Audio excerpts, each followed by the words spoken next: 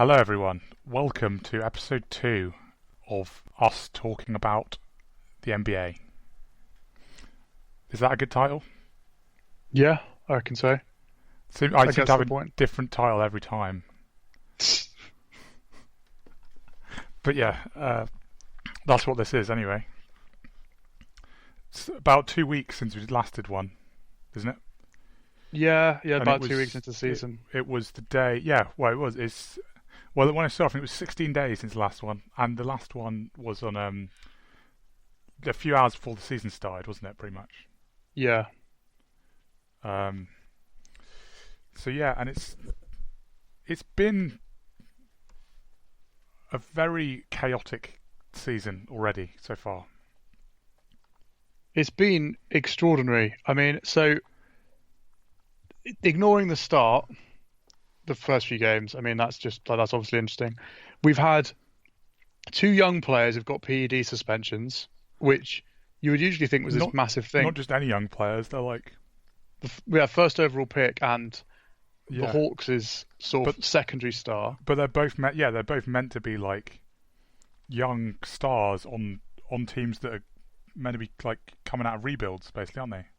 Yeah, so there's a huge, I mean, there's much longer than we should probably spend on it here about what that could possibly mean for basketball as a whole and the league, particularly when it's two people over a short period of time. Anyway, let's not do that now because, like I say, that could go on forever.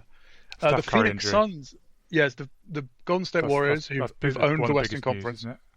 Yeah, the Golden State Warriors are now basically toilet, and on the other end of the spectrum, the Phoenix Suns, who've been appalling forever, are now really good. Yeah. My Golden State... Well, actually, a few of my predictions have not gone well already. Yeah, I've had a bad one. I mean, I thought Steph Curry's going to win MVP, and I said the Hawks... Well, the Hawks have been quite good, haven't they? They've not been terrible. Well, also the Collins thing now, and Trae Young missed a couple of games. Yeah, but so yeah, they could still be good actually. They probably will still be good, but yeah, it's not a great start for them. My boiling take was the Bulls being good, and they have been absolutely appalling. Yeah, well, terrible at both ends of the floor. What I didn't really see happening was the Heat being good. Well, I definitely didn't see them starting as well as they did without Jimmy Butler. That was strange. But also not strange because I guess it wasn't like this was just freaky stuff. It turns out these guys are already looking like quite good players. It's the thing is though, even though it's sort of it's chaotic and a lot of stuff that's happened is sort of unexpected.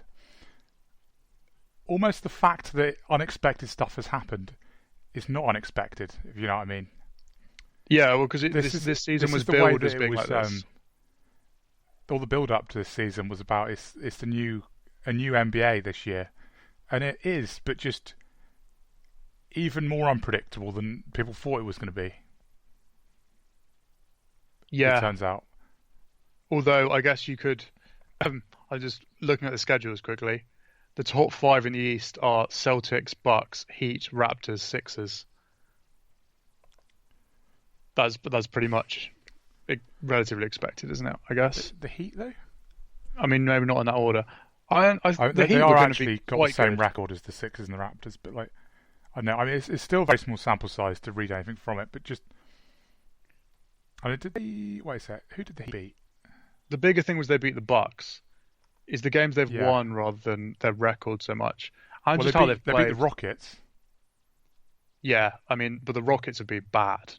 The Rockets are so awful defensively, which this is an interesting thing. So, just going off on a slight tangent, that it's the thing that wasn't talked about Harden and Westbrook. Most of it was about offensive fit.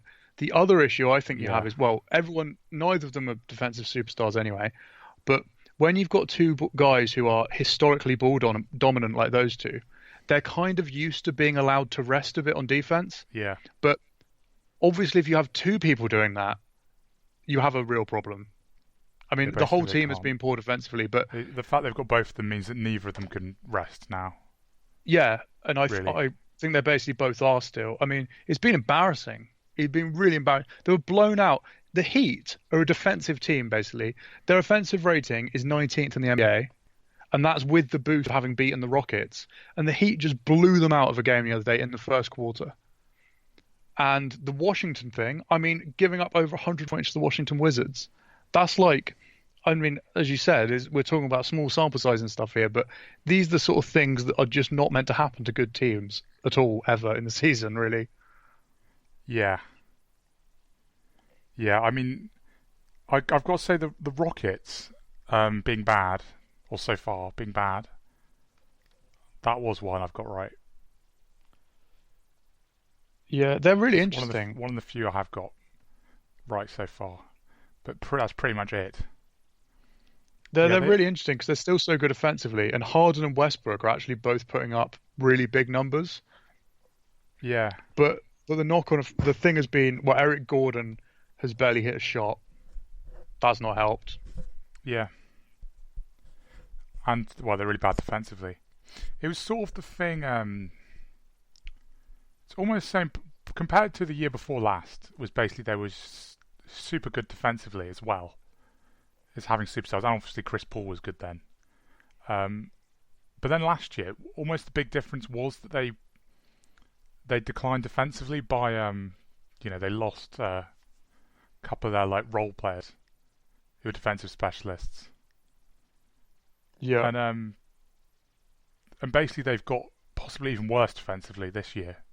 Well, Paul This off season losing again. Paul is a downgrade, isn't it? Yeah, Even an elderly Chris Paul is a better defender than Westbrook, I think. So, I mean, whether they stay in the bottom five in the league, I don't know. They might get a bit better because obviously those numbers are warped by particularly bad performances that you would assume are a freak. But defensively, they've started so poorly that it's almost to the point where it's like, how is this going to be fixable? And it has to be fixable in the next sort of couple of weeks already. yeah. But this is right. This is what I mean is that they are going to be, you know, I mean, it'd be amazing if they weren't a playoff team. They're going to be a playoff team. But in the last podcast, I think I said is that I'm not sure I really have them in the group of the actual contenders. I'm not. I think What? I can't remember exactly what we said in the last podcast, but I think the early signs of the actual contenders are four teams. It's the Sixers, Bucks, and the Los Angeles teams. Yeah. Because Utah, so Mike Conley's I start mean, with Utah is really concerning for them. the Nuggets, though, apart from one bad loss, have actually still been relatively solid. They've been good, I think. Yeah, I mean, I but think they've had. how Jokic has played is pretty Yeah. concerning because he's not Jokic had hasn't rest, played well. Yeah, I which know. makes you wonder if that's just an Yeah. act that might be a thing. It seemed like there's a possibility of like locker room issues becoming a bigger thing as well from and a couple of the things on the court and stuff. You've Yeah, seen as like Jamal Murray pass getting intercepted and Jokic just like obviously visibly being very annoyed and just not even trying to chase back and defend.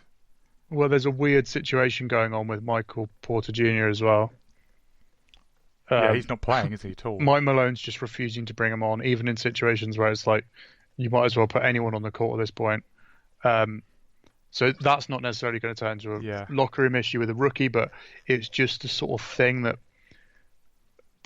can get a bit clumsy and messy, and maybe you end up getting Malone getting yeah, asked questions about why the rookie's not playing. I don't know. Their start basically hasn't been great. Offensively, they've struggled. yeah. But if you Um, look at their actual results, they had a 15-point defeat to the Pelicans, which maybe isn't great, but they first game they beat the Portland, and they've also beaten the Heat, who we were just talking about how yeah, good they've been. Beat the Heat by 20 points a couple of days ago. So I don't know. I mean, I can see them still being very good. I think I definitely put their start into a bit of a bit of a wobbly start so far, rather than it being like disastrous because Oh no, I I don't have them as disastrous by any no. means, but I'm talking about like if we have title contenders. I've not got them having much of a chance against either Los Angeles teams at the moment. Yeah, Well, not at the moment. I just don't think they do. Because the big concern with the Lakers was the defense might be bad, and the defense has been really, really good. It's the best in the NBA so far. yeah, And they've got LeBron James and Anthony Davis, which just like I know it's very reductive, but LeBron's actually playing better than he did for almost all of last season as well. yeah, He's applying himself enough defensively, and um, while there's obviously still there've been loads of people questioning sort of like if he's got quite the explosiveness he used to have. I mean, well, obviously not quite, but he's still basically the best defensive player in the league. what you mean when he tries? Yeah, when he's playing. I Yeah, mean, that's the thing, and that's why you kind of can't judge it until you get to the playoffs, which is going to make it difficult to project stuff when we're talking in podcasts in future. But yeah, when he's going to be going full tilt, definitely offensively, and then he'll be trying a bit harder defensively in the playoffs. I mean, his duel with Doncic at the weekend was unbelievable. It was yeah, some of the best basketball I've watched. I mean, Doncic has been phenomenal as yeah. well. I didn't actually, I've not actually seen that game actually, but yeah, the Mavericks are they are actually good, aren't they? It turns out, because they've it turns out they've got depth, or it seems like they've got depth so Yeah, far from performances of their other players, but that's sort of unexpected. They weren't particularly expected to have depth, were they? But they had a couple of wins, haven't they, where the big two haven't really done much. they've got a ton of players averaging 8 or more points away from Porzingis and Doncic. Yeah, Eight players averaging 8 or more points per game, other than Porzingis and Doncic. So that's huge. Not many teams are going to have quite that. no, but that's the thing is that where it's not sure whether that's going to carry on or not because they weren't expected to have that really, were they? No, At no. So all. Um, but then I mean, guys like Tim Hardaway and stuff have been like good, like bench serviceable players NBA before, haven't players. they? Yeah. Yeah. So I don't know. It's Also, Doncic is being absolutely ridiculous. yeah, He could average a triple double this year. He's pretty well, close already. yeah, yeah. I mean, it's still very, very early, isn't it, for that sort of thing? But yeah, he's on track to be close to it Yeah. at the moment. I think though, actually, I've not actually watched them play. So I mean, I don't really know what to say about this. But one of the biggest surprises I think has actually been the Kings. What, just being really bad? Yeah. Well, what's going on there? Um, yeah, I didn't expect them to be this bad. I guess I don't maybe really. all these players that were good, really good last year, young players and stuff, are not actually that good. I guess.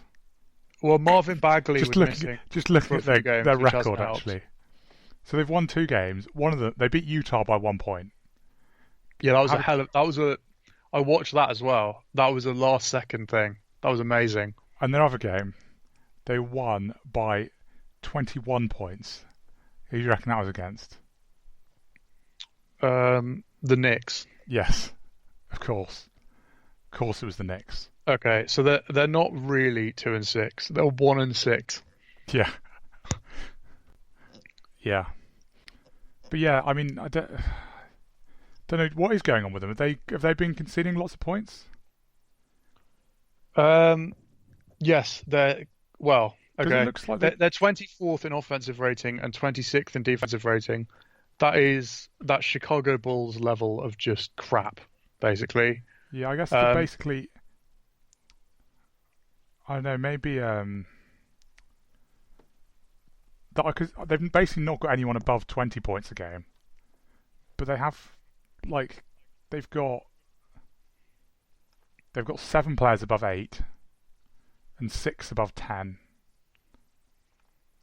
and 3 above 15. So it's like that doesn't seem that bad.